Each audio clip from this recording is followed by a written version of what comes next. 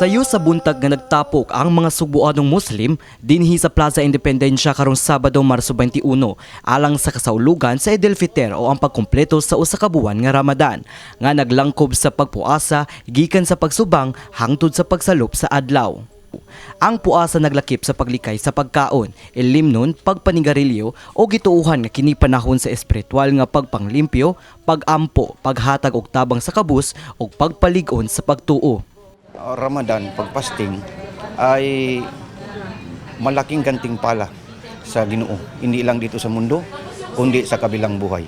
Dito sa mundo pa lang ay ipipurenis ang ating karamdaman, ang ating puso. Tungod wala nasigpatan ang hilal o crescent moon ni adtong Huwebes, Marso 19, gipalapdan ang 30-day Ramadan hangtod sa Biyernes. Hinungdan nga ang Eid al-Fitr gisaulog na karong adlaw.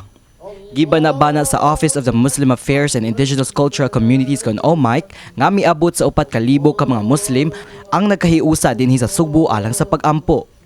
Mipakita sab sa iyang pakigbisog sa Muslim community si Cebu City Mayor Nasser Archival pinaagi sa pagtambong sa maong kalihukan. Sa blessed month no sa among Muslim then sa sacrifice namo for the 30 days for the fasting.